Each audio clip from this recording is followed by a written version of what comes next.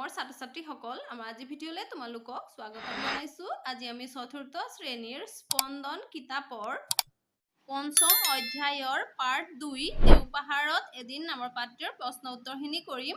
আমি যদি পাঠটি পঢ়িবলৈ যাওঁ ভিডিঅ' বৰ দীঘল হ'ব, তোমালোকে পাঠটি নিজেই দুবাৰমান পঢ়ি ল'বা। ব'লা আমি এতিয়া প্ৰশ্ন উত্তৰখিনি কৰিম। এতিয়া চোৱা, ক্ৰিয়াকলাপ পাঠভিত্তিক। 1. তলত দিয়া প্ৰশ্নবোৰৰ শুদ্ধ উত্তৰটো বাছি উলিয়াই সঠিক বৃত্তটো পূৰ কৰা। এতিয়া চোৱা, আমাক ইয়াত প্ৰশ্ন এটা দিয়া হৈছে, তাৰ 4টা উত্তৰ দিয়া হৈছে। তাৰ পৰা আমি শুদ্ধ উত্তৰটো বাছি আমি ইয়াত দিয়া এই সঠিক বৃত্তটো পূৰ কৰিব লাগিব। এতিয়া চোৱা, কাৰ মূৰ্তিয়ে হাঁহি থকা যেন লাগিছিল? ক. দুৱাৰপালৰ। খ. অপ্সৰাৰ। গ.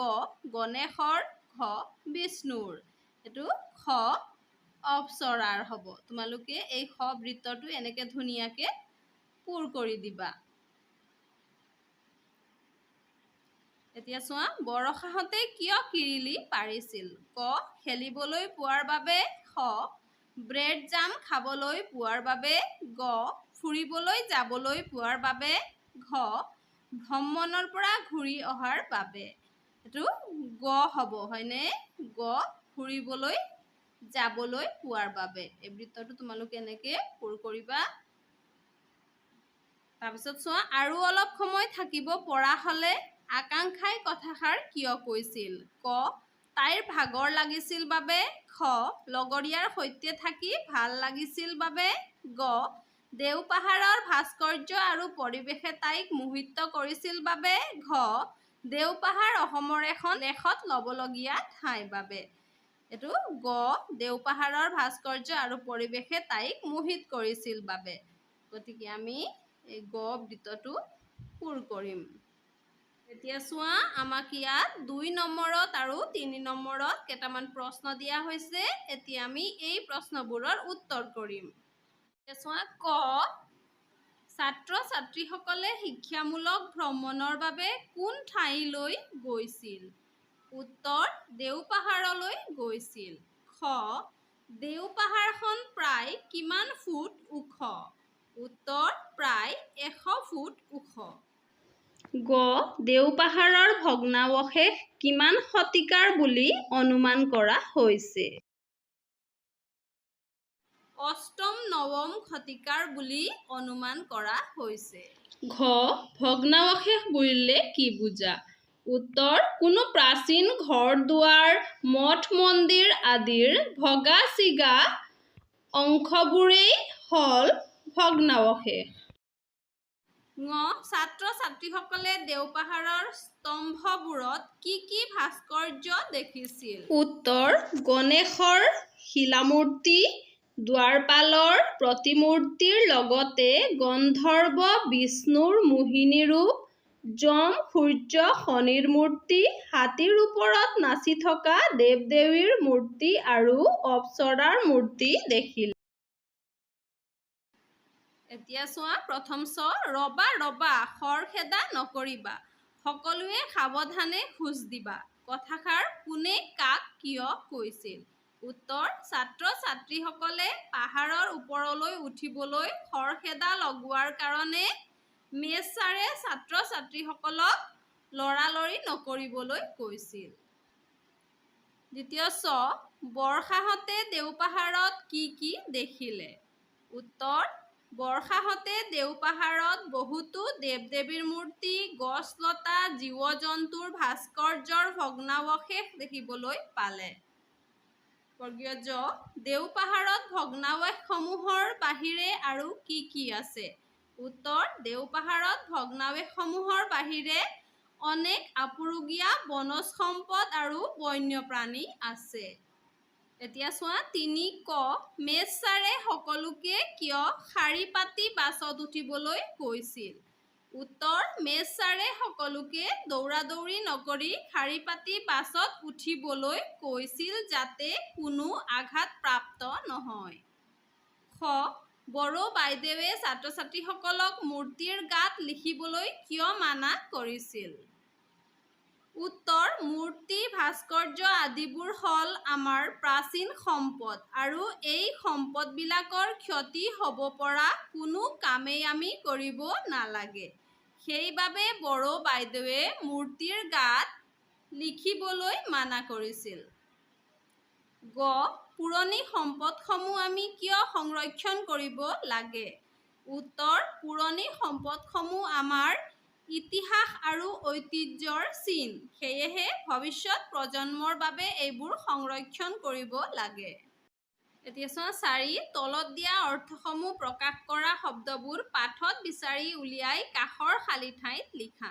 এতিয়া এই শব্দবোৰৰ অৰ্থবোৰ আমি পাঠত বিচাৰি লিখিব লাগিব। এইটো চোৱা, এটা আমাৰ বাবে কৰি দিয়া হৈছে পাবলৈ নোহোৱা। পাবলৈ নোহোৱা মানে আপুৰুগীয়া।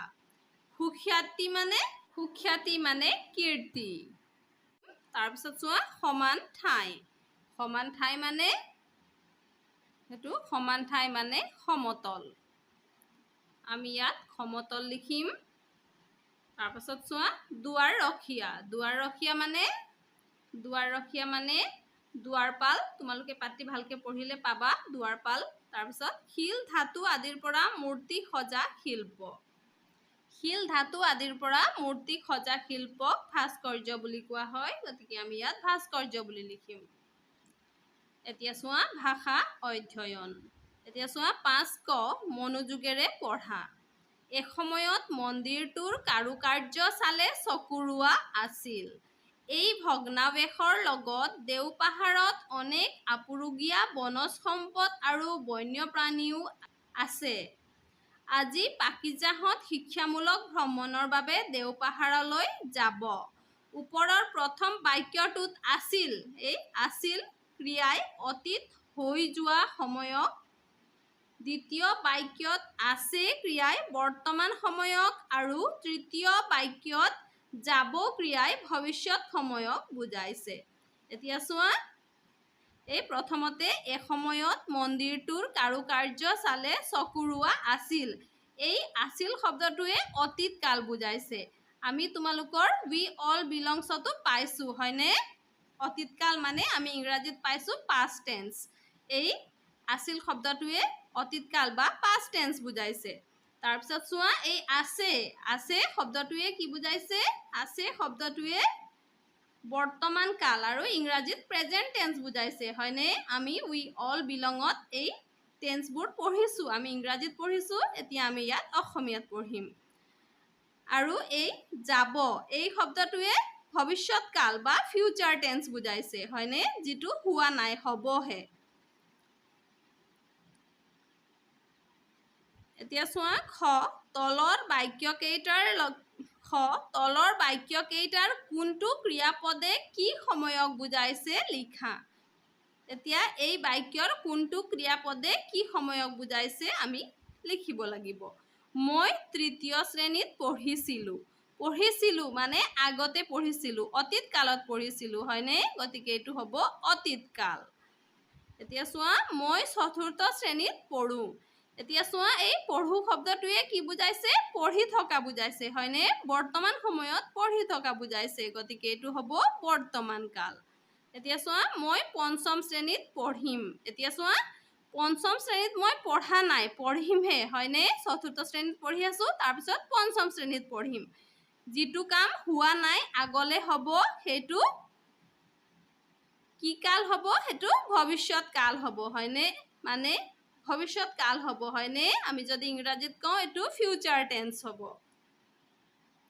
এতিয়া চোৱা, জানো আহা। ক্ৰিয়া সম্পন্ন হোৱা সময়ক কাল বোলে। যিটো সময়ত কোনো এটা কাম হয়, সেইটো কাল বুলি কোৱা হয়। কাল মানে সময়। কাল মানে সময়। কাল 3 প্ৰকাৰৰ: বৰ্তমান কাল, অতীত কাল বা ভূতকাল আৰু ভৱিষ্যত কাল। কাল অনুসৰি ক্ৰিয়াৰ ৰূপ ভিন ভিন হয়। এতিয়া কাল কেই প্ৰকাৰৰ? 3 প্ৰকাৰৰ: বৰ্তমান কাল, অতীত বা ভূতকাল আৰু ভৱিষ্যত কাল। আৰু এই কাল অনুসৰি ৰূপবোৰ ভিন ভিন হয়, হয়নে? এতিয়া চোৱা, ইয়াত আমাক অতীত কালৰ বাক্য দিয়া আছে। জুবিন এজন জনপ্ৰিয় গায়ক আছিল। এতিয়া চোৱা, জুবিন দা এজন জনপ্ৰিয় গায়ক আছিল, হয়নে? তেওঁ এতিয়া আছে জানো? এতিয়া তেওঁ নাই। গতিকে এইটো হ'ব অতীত কালৰ বাক্য। মা ঘৰত নাই, তেওঁ বজাৰলৈ গ'ল। এতিয়া চোৱা, মা ঘৰত নাই, মা এতিয়া ঘৰৰ পৰা বজাৰলৈ ওলাই গ'ল, হয়নে? গতিকে এইটো হ'ব অতীত কালৰ বাক্য। তুমি অহা হ'লে ময়ো গ'লোহেঁতেন। তুমি অহা হ'লে ময়ো গ'লোহেঁতেন মানে যোৱা কামটো সম্পূৰ্ণ হৈ গৈছে, হয়নে? যিজন মানুহ গৈছিলে তেওঁ ঘূৰি আহি কথা পাতোতেহে এই বাক্যশাৰী কোৱা হৈছে। তুমি অহা হ'লে ময়ো গ'লোহেঁতেন মানে যোৱা কামটো সম্পূৰ্ণ হৈ গৈছে, গতিকে সেইটো হ'ব অতীত কাল। চোৱা, এইদৰে আগতে হৈ যোৱা ক্ৰিয়া বুজালে অতীত কাল হয়। তাৰপাছত চোৱা বৰ্তমান কাল। বৰ্তমান কাল মানে বেলি পূব পিনে উদয় হয়।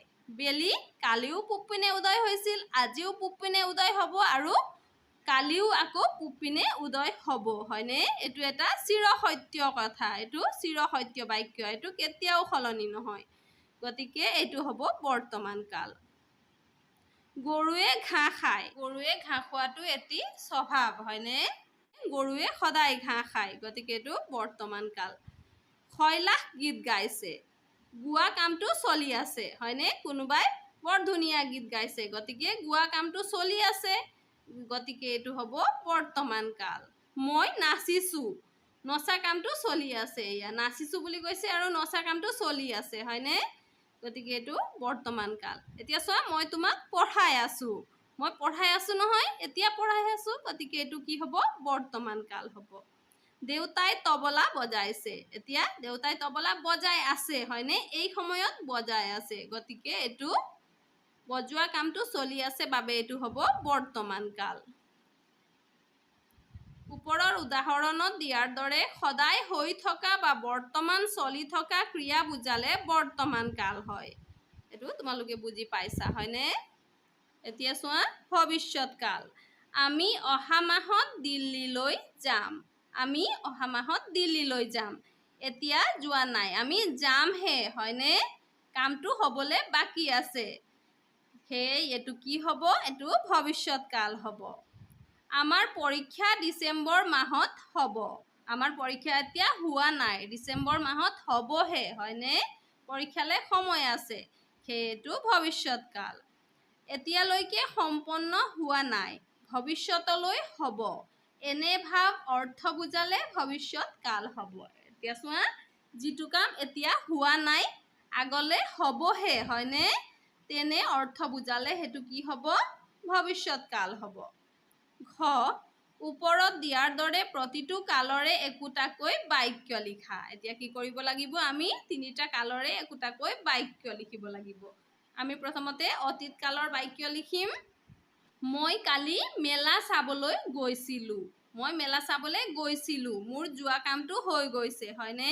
গতিকে এইটো হ'ব অতীত কাল। তাৰপিছত চোৱা বৰ্তমান কাল। আমি এতিয়া পঢ়ি আছোঁ।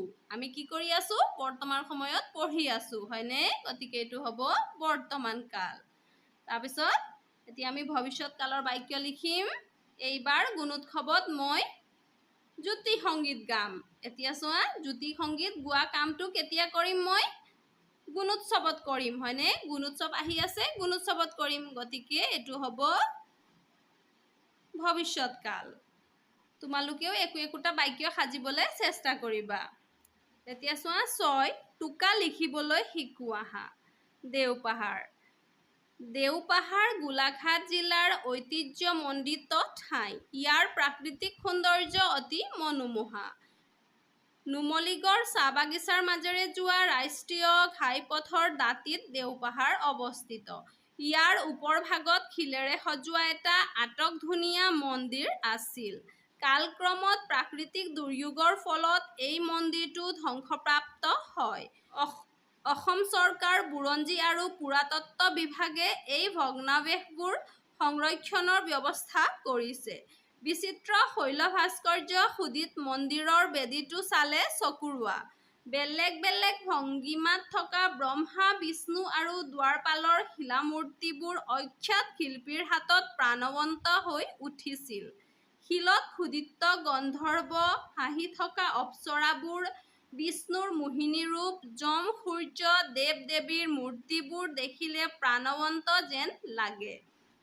এতিয়া চোৱা ইয়াত আমাক দেওপাহাৰৰ বিষয়ে টোকা এটা দিয়া হৈছে হয়নে তোমালোকেও এনেকে টোকা লিখিবলৈ শিকিব লাগিব এতিয়া চোৱা জানো আহা কোনো দেখা ঘটনা শুনা বিৱৰণী বা পঢ়া পাঠৰ কথা চমুকৈ লিখা বিৱৰণকে টোকা বোলে এতিয়া টোকা কাক বোলে গম পাইছা নহয় টোকাত অতিৰঞ্জিত বৰ্ণনা বাদ দিব লাগে উপমা অলংকাৰ ব্যৱহাৰ কৰিব নালাগে আচল কথাখিনি সংক্ষেপতে বৰ্ণাব লাগে ঠাইৰ বিষয়ে হলে কি কত কিয় বিখ্যাত আৰু মানুহৰ বিষয়ে হলে পৰিচয় বৃত্তি সমাজলৈ আগবঢ়োৱা অৱদান এই ক্ৰমত সজাই লিখিব লাগে এতিয়া তোমালোকে নিশ্চয় গম পাইছা হয়নে আমি টোকা কেনেকৈ লিখিব লাগে এতিয়া চোৱা ৭ ওপৰৰ আৰ্হিত এখন প্ৰসিদ্ধ ঠাইৰ বিষয়ে এটা টোকা প্ৰস্তুত কৰা এতিয়া এই ওপৰৰ আৰ্হি মতে আমি কি কৰিব লাগিব প্ৰসিদ্ধ ঠাই এখনৰ বিষয়ে আমি টোকা প্ৰস্তুত কৰিব লাগিব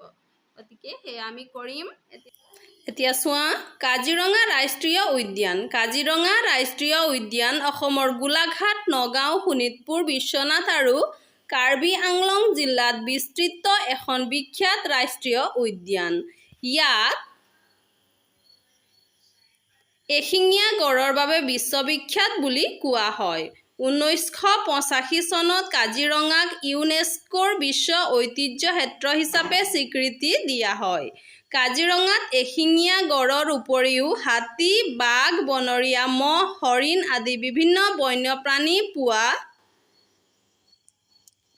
যায় ইয়াত বহুতো পৰিভ্ৰমী চৰাইও দেখা যায় সেউজীয়া ঘাঁহনি জলাশয় আৰু বনাঞ্চলে কাজিৰঙাৰ প্ৰাকৃতিক সৌন্দৰ্য বৃদ্ধি কৰিছে কাজিৰঙা অসমৰ এক গৌৰৱ আৰু দেশ বিদেশৰ পৰ্যটকৰ বাবে এক আকৰ্ষণীয় পৰ্যটনস্থলী এইটো তোমালোকে লিখি ল'বা এতিয়া চোৱা ৮ তলত দিয়া শব্দজালখনৰ পৰা শব্দবোৰ বিচাৰি উলিয়াই ঘেৰ দিয়া কোনে কিমান শব্দ বিচাৰিব পাৰা লিখি উলিওৱা এতিয়া চোৱা ইয়াত আমাক শব্দজাল দিয়া হৈছে হয়নে এতিয়া আমি এই শব্দজালৰ পৰা শব্দ বিচাৰি উলিয়াব লাগিব আৰু আমি কিমান শব্দ উলিয়াইছো সেয়া লিখিব লাগিব এতিয়া চোৱা উদাহৰণস্বৰূপে এটা আমাক কৰি দিয়া আছে দেওপাহাৰ হয়নে দেওপাহাৰ এতিয়া চোৱা আমি তাৰ তলতে পাইছো ভেদাইলতা হয়নে তাৰপিছত আমি পাইছো চোৱা জিকা তাৰপিছত আমি পাইছো ভেন্দি তাৰপিছত পাইছো আলু তাৰপিছত বিলাহী হয়নে তাৰপিছত চোৱা সৰ্থেবাৰী ঠাইৰ নাম হয়নে তাৰপিছত ওপৰত পাইছো আমি খালমৰা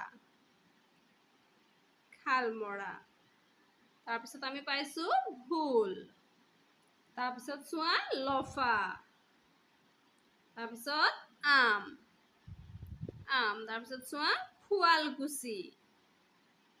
শুৱালকুছি তাৰপিছত চোৱা কুৰুৱা আকৌ আমি এইফালৰ পৰা পাইছো কুন্দিল আকৌ ইয়াত চোৱা আমি পাইছো শাল সেই তেনেকে আৰু যদি কিবা আছে তেতিয়াহ'লে তোমালোকে বিচাৰি উলিয়াবা এতিয়া চোৱা ক ওপৰৰ শব্দজালত কেইখন ঠাইৰ নাম বিচাৰি পালা আমি কেইখন ঠাইৰ নাম বিচাৰি পালো আমি 5খন ঠাইৰ নাম বিচাৰি পালো হয়নে চোৱা ফল মূলৰ নাম কোনে কিমান বিচাৰি পালা গ কোনে কিমান শাক পাচলিৰ নাম বিচাৰি পালা এতিয়া এই ফল মূলৰ নাম আৰু শাক পাচলিৰ নাম কিমান পালা তোমালোকে বিচাৰি ইয়াত লিখিবা এতিয়া চোৱা জানো আহা অসমত বহুতো প্ৰসিদ্ধ স্থান মঠ মন্দিৰ দেৱালয় উপাসনাথলী আদি আছে দেওপাহাৰৰ শৈল ভাস্কৰ্যৰ লগত মিল থকা অন্য দুখন ঐতিহ্য ক্ষেত্ৰ হৈছে মদন কামদেৱ দেৱালয় আৰু শ্ৰীসূৰ্য পাহাৰ মদন কামদেৱ দেৱালয় কামৰূপ জিলাৰ বাইহাটা চাৰিআলিৰ সমীপৰ দেৱানগিৰি পাহাৰত অৱস্থিত শ্ৰীসূৰ্য পাহাৰ গোৱালপাৰা জিলাত অৱস্থিত এই প্ৰসিদ্ধ স্থানসমূহ অসমৰ উল্লেখযোগ্য পৰ্যটনস্থলী আমাৰ এই ঐতিহ্যসমূহৰ সংৰক্ষণৰ বাবে আমি সকলোৱে সজাগ সচেতন হ'ব লাগে। এইবোৰ সংৰক্ষণৰ বাবে তলত দিয়া ধৰণৰ পদক্ষেপসমূহ আমি ল'ব পাৰোঁ। ক. কোনো প্ৰসিদ্ধ স্থান বা ক্ষেত্ৰ চাবলৈ গ'লে তাত থকা সম্পদসমূহ নষ্ট কৰিব নালাগে। খ. ঐতিহ্য ক্ষেত্ৰৰ কোনো বস্তুতে একো লিখিব নালাগে। গ. প্লাষ্টিকৰ বটল, পেকেট, জাবৰ-জোথৰ ইত্যাদি য'তে ত'তে পেলাব নালাগে। খ. তাত লিখি থোৱাৰ নিৰ্দেশনাসমূহ মানি চলিব লাগে। ঙ. প্ৰয়োজন অনুসৰি এনে স্থানত থকা সমল ব্যক্তিৰ সহায় ল'ব লাগে। এতিয়া চোৱা ৯. ওপৰত দিয়া পদক্ষেপসমূহৰ বাহিৰে ঐতিহ্য সংৰক্ষণৰ বাবে কি কি কৰিব পাৰি? ভাবা আৰু লিখা। এতিয়া চোৱা এই ৯ নম্বৰটো তোমালোকে লিখিবলৈ চেষ্টা কৰিবা। যদি নোৱাৰা কমেণ্ট কৰি ক'বা, মই লিখি দিম। এতিয়া বাকী প্ৰকল্প দিয়া আছে, প্ৰকল্পখিনি তোমালোকে কৰিব লাগিব নিজেই। ১০. এখন পাহাৰৰ ছবি এখন আঁকি ৰং বুলোৱা। এইটো তোমালোকে ঘৰত কৰিবা। 11. কোনো প্ৰসিদ্ধ ঠাইত থকাৰ দৰে এখন ফলক প্ৰস্তুত কৰি শিক্ষকক দেখুওৱা। এইটো তোমালোকে এখন ফলক প্ৰস্তুত কৰিবা আৰু বিদ্যালয়ত ছাৰ বাইদেউক দেখুৱাবা। মৰমৰ ছাত্ৰ-ছাত্ৰীসকল, আমাৰ আজি ভিডিঅ'ত আমি ইমানেই কৰিছোঁ। আমাৰ পৰৱৰ্তী ভিডিঅ'ত আমি ৬ষ্ঠ অধ্যায় পঢ়িম। তোমালোকে মনোযোগেৰে পঢ়া শুনা কৰিবা। আজিলৈ ধন্যবাদ।